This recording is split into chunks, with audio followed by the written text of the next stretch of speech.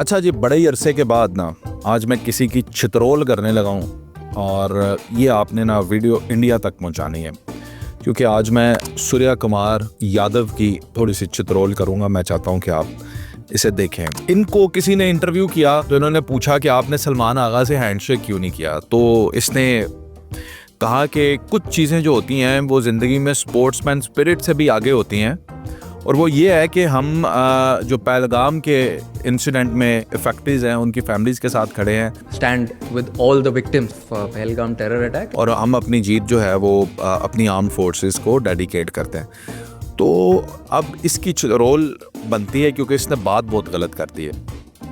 देखें, ये इसका अपना बयान नहीं है, यह टीम इंडिया का बयान नहीं होता है। पीछे से इनके मिलिट्री इनको डंडा देकर भेजती है कि पुत्र उथे किसी ने हाथ नहीं मिलाना, नहीं तो तानू छड़ांगे नहीं। तो बेसिकली ये डर की वजह से इस तरह की हरकतें करते हैं, वरना स्पोर्ट्समैन का आपस में क्या लेना देना। दूसरी चीज़ एक और आप समझें, अगर आप इसको दूसरे एंगल से देखें तो पाकिस्तान आर्मी ने तो नहीं अपने प्लेयर्स को कहा कि वहाँ पे जो इंडियन प्लेयर्स आएंगे उनके साथ हैंडशेक नहीं करना, ये नहीं करना।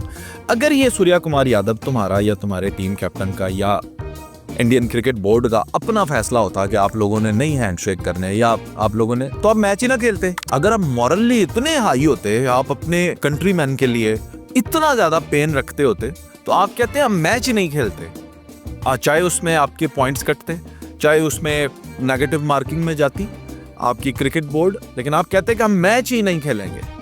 ये होते हैं मॉरली हाई लोग। अगर आप इसको अब समझते हैं कि ये वाकई पाकिस्तानी प्लेयर्स का बायकॉट करना अगर आप इतना ही जरूरी समझते तो आप मैच ना खेलते। दूसरी चीज ये है कि ये दुनिया के सामने खुद ही नंगे होते हैं। आप जब क्रिकेट खेल रहे होते हैं ना इंटरनेशनली, आप एक कंट्री को रिप्रेजेंट कर रहे होते हो, तो आप पूरे उस मुल्क की सोच, सकाफत, मजहब, सब चीजों को रिप्रेजेंट कर रहे हो। Pakistan is doing good things, they are asking you to handshake. वो आपके साथ खेल रहे हैं, उन्होंने कभी नहीं आपको कुछ कहा।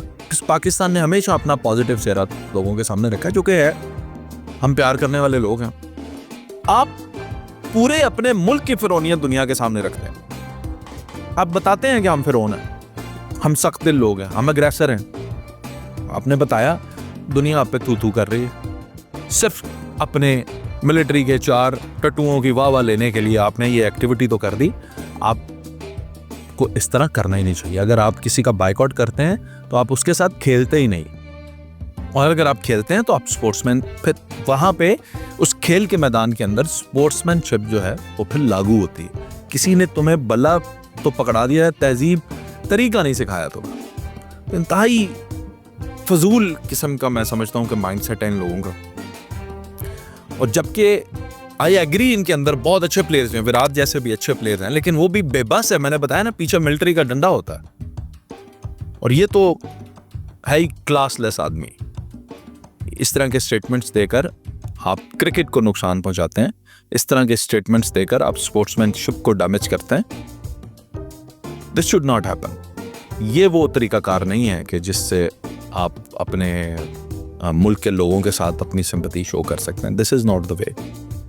अगर आपको बहुत ही कारनामे करने का शौक है, go back to India, military में आओ, वहां से पकड़ो Rafale and try entering Pakistan. तुम्हें पता चले what is the real battlefield.